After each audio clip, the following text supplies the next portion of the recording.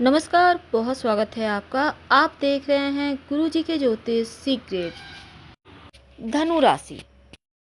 राहु जो सुख समृद्धि के कारक, वो नक्षत्र परिवर्तन करने जा रहे हैं पूरे 8 महीने तक। जब वो नक्षत्र परिवर्तन कर शनि के नक्षत्र में आएंगे, तब आपके ऊपर इसका क्या प्रभाव पड़ेगा। ग्रहों का राशि परिवर्तन बहुत जरूरी भी है और इसके फल भी प्राप्त होते हैं। राहु को कलयुग का राजा कहा जाता है। राहु आपको सब कुछ दे सकता है, और जब ये नक्षत्र परिवर्तन करेंगे, अपने स्वामी शनिदेव के नक्षत्र उत्तरा भाद्रपद नक्षत्र में आएंगे, तब 19 मार्च 2025 तक यहीं पर रहेंगे। तब इसका प्रभाव क्या होगा, कौन से उपाय करके आप राहु के जो बुरे परिणाम है उससे बच पाएंगे, चलिए जानते हैं विस्तार से। देखिए, राहु मीन राशि में है और इसके पहले रेवती नक्षत्र में चल रहे थे। अब वो नक्षत्र परिवर्तन कर उत्तरा भाद्रपद नक्षत्र में आ गए हैं। उत्तरा भाद्रपद नक्षत्र शनि का नक्षत्र है और मीन राशि में राहु का आना, मीन राशि देवगुरु बृहस्पति की राशि है, तो राहु यहाँ पर अच्छे परिणाम बहुत नहीं देते। लेकिन फिर भी राहु मीन राशि में बैठेंगे, शनि के नक्षत्र जो उनके स्वामी हैं उनमें वो प्रवेश कर चुके हैं उत्तरा भाद्रपद में, तब उतना बुरा परिणाम नहीं देगा। जैसा शनिदेव परिणाम देंगे, राहु बिल्कुल वैसा ही फल देगा। इसमें शनिदेव कुंभ राशि में हैं और आपके लिए शनिदेव की स्थिति अभी अच्छी चल रही है, वक्री शनि चल रहे हैं, अच्छा फल दे रहे हैं और राहु भी बढ़िया परिणाम देंगे, क्योंकि राहु के स्वामी शनि है, वो जब सुख फल देंगे तो राहु भी देगा। अब मीन राशि जल की राशि है, मछली उनका प्रतीक चिन्ह है। दो विपरीत तरफ देखने वाली, विपरीत दिशा में मुंह करके एक दूसरे के विपरीत रहने वाली जो मछलियां होती हैं, वो मीन राशि में आती है, यानी कि कन्फ्यूजन, द्विस्वभाव। अब राहु मीन राशि में, राहु जो खुद कन्फ्यूज हैं और कन्फ्यूजन की राशि में आ गए हैं, तो थोड़ा उथल पुथल तो देंगे। राहु अगर बढ़िया हो जाए तो व्यक्ति को राजा बना देता है, बुरे परिणाम नहीं देता। राहु अगर बढ़िया फल दे तो एकदम से आकाश की ऊंचाइयों पर पहुंचा देता है, लेकिन बुरा परिणाम दे तो भिखारी भी बना देता है। तो इसमें राहु आपको क्या देंगे, आज हम जानेंगे यही विस्तार से। अगर आपकी कुंडली में राहु की स्थिति ठीक है तो 100% ये स्थिति काम कर जाएगी और अगले 7-8 महीने तक धीरे धीरे ही सही पर तरक्की करते चले जाएंगे। अगर आप शनि से संबंधित काम करते हैं, अब शनिदेव का काम होता है भूमि के नीचे से निकलने वाली चीज़ों का, यानी माइनिंग, लोहा, कोयला, रत्न, ये सभी चीज़ें, पेट्रोलियम का अगर काम होगा आपका है, तब राहु एक ऐसा ग्रह है जो इस समय आपको खूब सफलता देगा। राहु के बारे में कहा जाता है इनको पराजित करना बहुत कठिन होता है, राहु को हराना कठिन होता है, क्योंकि राहु दैत्यों के सेनापति हैं। चंद्रमा सूर्य पर जब ग्रहण लगाते हैं राहु, तो पूरे देवता क्या कोई भी नहीं रोक सकता और ये लगता ही रहता है। तो ऐसे में आप समझ सकते हैं कि राहु कितने बलशाली हैं। तो राहु के चंगुल से ईश्वर भी नहीं बच सकते। ऐसे में चले जानते हैं कि देखिए, एक राहु और केतु एक ही शरीर के दो अंग हैं। राहु बहुत बलशाली है। राहु और केतु इंसान के बुद्धि को भ्रष्ट भी करता है। राहु मति भ्रम करता है, समझदार को बेवकूफ़ बनाता है, बेवकूफ़ को राजा बना सकता है। यानी आप कितने भी बुद्धिमान हैं, लेकिन अगर राहु आपका गलत थोड़ा भी अगर कुंडली में गलत स्थिति में आ जाए या गोचर में आ जाए, तो आप कितने भी बुद्धिमान हैं, आप एकदम से कोई डिसीजन नहीं ले पाएंगे और धरातल में आ जाएंगे।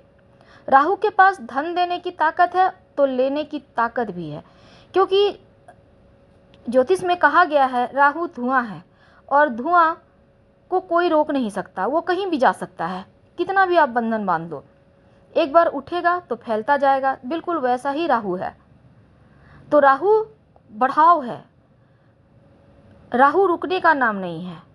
राहु एक ऐसा है जो देने पे आ जाए तो वो आपकी भूख मिटने नहीं देगा, थोड़ा और ये भूख आपके पास लगातार रहेगा।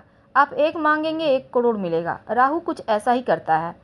राहु को प्रसन्न करने के लिए आप नीम का पत्ता नहाने के पानी में डालकर अगर नहाया करें तो राहु शुभ फल देने लगता है।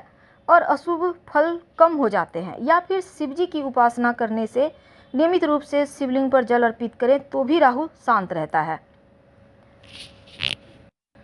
तो जो उत्तर भाद्रपद नक्षत्र है, इस नक्षत्र के बारे में कहा जाता है ये रहस्यमयी नक्षत्र है, क्योंकि यह शनि का नक्षत्र है, आध्यात्मिकता का नक्षत्र है। तो शनिदेव सफलता के कारक हैं। अभी शनिदेव वक्री चल रहे हैं। शनि शुभ हो तो खूब धन देते हैं, खूब सफलता देते हैं।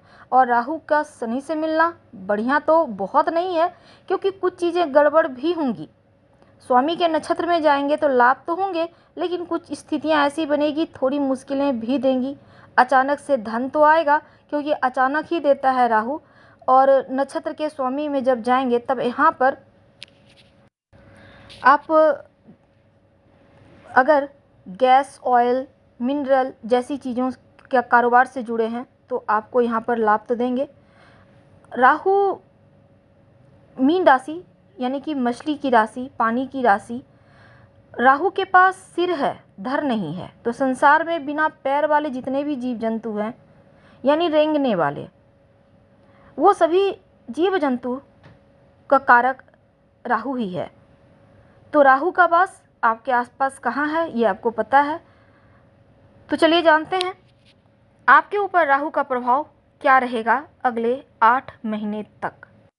क्योंकि राहु जब उत्तरा भाद्रपद नक्षत्र में आते हैं तो व्यक्ति को बातूनी बना देते हैं, दिवा स्वप्न दिखाने लगते हैं, थोड़ा आलस्य भी दे देते हैं।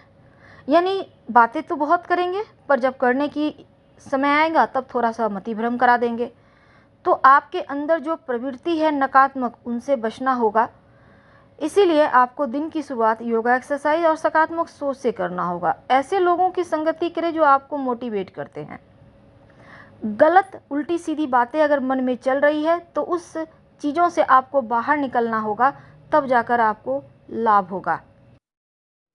धनु राशि, राहु का गोचर आपके चौथा भाव में राहु का होना वैसे तो बहुत पॉजिटिव नहीं होता, लेकिन अच्छी बात यह है कि शनिदेव के नक्षत्र में है और शनिदेव आपकी कुंडली में धन भाव के स्वामी हैं और आपकी कुंडली में 3rd हाउस में चल रहे हैं, वक्री चल रहे हैं, तो अच्छी स्थिति है। अगर इस समय आप थोड़ा सा भी प्रयास करते हैं, आप जो भी शुरुआत करना चाहते हैं जिस भी चीज़ की, फिर से अगर आप कनेक्ट होना चाहते हैं पॉजिटिव चेंज करने के लिए, ये वक्त बढ़िया है। वक्री शनि 3रे घर में होना अच्छा परिणाम देगा। धन भाव का स्वामी है तो धन के मामलों में तरक्की देगा। राहु के इस नक्षत्र में आने से, शनि के नक्षत्र में आने से प्रॉपर्टी के मामलों में आपको लाभ होगा। और इसमें देखिए सांसारिक सुख सुविधाओं के प्रति आपकी आसक्ति भी बढ़ेगी। उन चीज़ों को जो आपको लेकर एक अलग चेंज होगा, पॉजिटिव तरीके से चीज़ों को देखेंगे, धन संपत्ति सुख सुविधा बढ़ती जाएगी। राहु यहाँ पर अगर आपकी कुंडली में नकारात्मक है तब थोड़ा दिक्कत हो सकता है, लेकिन गोचर की अगर हम बात करें तो अटका हुआ धन प्राप्त तो होगा, लेकिन खर्चा भी बढ़ाएगा राहु। इसमें आकस्मिक सेविंग में आपका परिवर्तन आएगा, सुख सुविधाओं पर धन खर्च होगा। और इस समय देवगुरु बृहस्पति जो आपके राशि के स्वामी हैं 6ठे भाव से गोचर कर रहे हैं, तो कर्ज का भाव है, ऋण रोग चोट कर्जे शत्रु का भाव है। तो ऐसे में कर्ज से दूर रहें, इसमें कर्ज को लेकर कोई भी काम ना करें। और अगर किसी तरह का आप कर्ज में फंसे भी हैं तो राहु आपको बहुत हद तक इससे आपको मुक्ति दिलाएगा। कर्म क्षेत्र में केतु कर्म क्षेत्र में आपको असंतुष्टि दे सकता है। आप चाहते हैं कि चीज़ें अच्छी रहे, केतु जहाँ बैठते हैं वहाँ से मुक्ति भी देते हैं। मुक्ति का मतलब है कि जो आप सोच रहे हैं, जॉब कर रहे हैं, जॉब छोड़ देंगे। व्यवसायी भाई हैं, लगेगा चलो घूम फिर के आए। तो यहाँ पर केतु पर आपके लग्नेश की दृष्टि है, थोड़े से फिर भी केतु 10म भाव में होना अस्थिरता देता है। कार्य क्षेत्र में तो इस समय आपको महसूस होगा, परेशानी हो सकती है। तो राहु का ये महापरिवर्तन सुख सुविधाओं को बढ़ाएगा, लेकिन आपकी जो मानसिक अशांति है वो बढ़ेगा, क्योंकि शांति भंग हो रही है, सुख सुविधाओं में परिवर्तन हो रहा है। और राहु यहाँ पर डिसाइड करवाएगा कलह कलेश, तो इनसे आपको दूर होना है। और ये गोचर का प्रभाव आपके लिए ओवरऑल एवरेज है, ना बहुत अच्छा ना बहुत खराब। तो 4th भाव का राहु सर्प योनि से व्यक्ति को दिखाता है। तो ऐसे में देखिए चतुर्थ भाव में राहु हैं तो चीज़ों को एक्टिव करते हैं। मान लीजिए कि राहु आपको चांस दे रहे हैं, 18 साल के बाद ये वक्त आया है।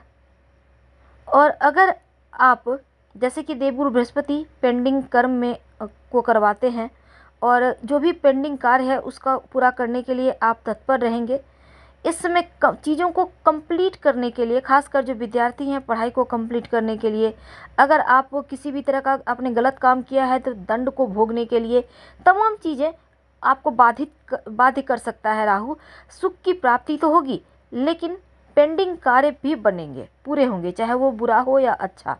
यानी कि सब चीज़ें एकदम से शुद्ध रूप से करेगा राहु। हम आपसे विदा लेते हैं, आप उपाय कीजिए, उपाय से ही आपको लाभ होगा। धन्यवाद, फिर मिलेंगे।